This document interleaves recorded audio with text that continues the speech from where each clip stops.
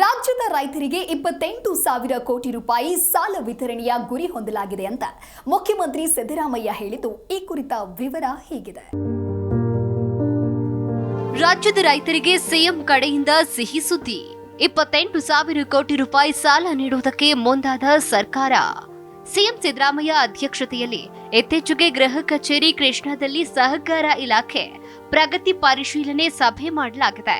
ಕರ್ನಾಟಕದಲ್ಲಿ ಪ್ರಸ್ತುತ ಸಾಲಿನಲ್ಲಿ 37 ಲಕ್ಷ ರೈತರಿಗೆ 28,000 ಕೋಟಿ ಸಾಲ ವಿತರಣೆಯ ಗುರಿ ಹೊಂದಲಾಗಿದ್ದು, ಜುಲೈ ಅಂತ್ಯದವರೆಗೆ 8,69,284 ರೈತರಿಗೆ 8,362 ಕೋಟಿ ರೂಪಾಯಿ ವಿತರಣೆ ಮಾಡಲಾಗಿದೆ. ರೈತರಿಗೆ ಸಕಾಲದಲ್ಲಿ ಕೃಷಿ ಸಾಲ ಸಿಗುವುದನ್ನು ಪ್ರತಿ ಜಿಲ್ಲೆಯಲ್ಲೂ ಖಾತ್ರಿಪಡಿಸುವಂತೆ ಅಧಿಕಾರಿಗಳಿಗೆ ಸಿಎಂ ಸೂಚಿಸಿದರು. ಸಭೆಯ ಮುಖ್ಯಾಂಶಗಳು ಹೀಗಿವೆ. ನಬಾರ್ಡ್ ರಿಯಾಯಿತಿ ಬಡ್ಡಿ ದರದ ಸಾಲದ ಮಿತಿಯನ್ನ ಹಿಂದಿನ ಸಾಲಿನಲ್ಲಿದ್ದ 5,600 ಕೋಟಿಗಳಿಂದ 3,236 ರೂಪಾಯಿ 11 ಕೋಟಿಗೆ ಅಂದ್ರೆ ಶೇಕಡ 42.21% ಕಡಿಮೆ ಮಾಡಿದೆ.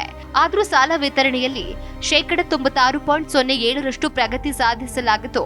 2024-25ನೇ ಸಾಲಿನಲ್ಲಿ 29,75,598 ರೈತರಿಗೆ 25,939 ಕೋಟಿ ಕೃಷಿ ಸಾಲ ವಿತರಣೆ ಮಾಡಲಾಗಿದೆ.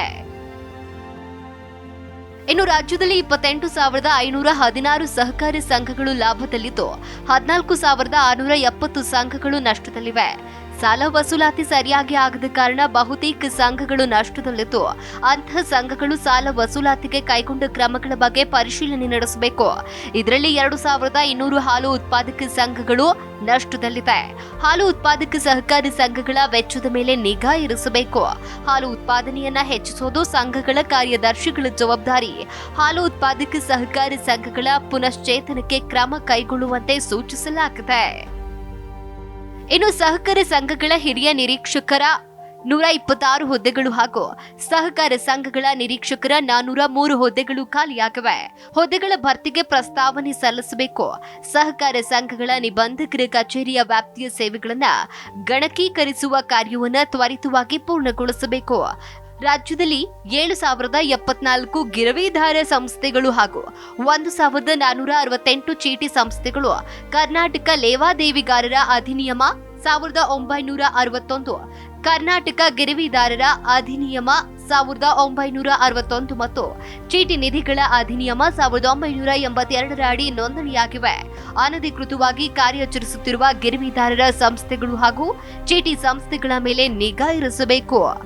ರಾಜ್ಯದಲ್ಲಿ ಸಹಕಾರಿ ವ್ಯವಸ್ಥೆಯನ್ನ ಇನ್ನಷ್ಟು ಬಲಪಡಿಸುವುದಕ್ಕೆ ಎಲ್ಲ ಕ್ರಮಗಳನ್ನು ಕೈಗೊಳ್ಳಲಾಗುತ್ತೆ. ಸಹಕಾರ ಇಲಾಖೆ ಅಧಿಕಾರಿಗಳು ಕಾನೂನು ಪ್ರಕಾರ ಕಟ್ಟುನಿಟ್ಟಿನ ಕ್ರಮಗಳನ್ನು ಕೈಗೊಳ್ಳುವಂತೆ ಸಿಎಂ ಸೂಚಿಸಿದ್ದಾರೆ. Desk bureau, G Kannada news.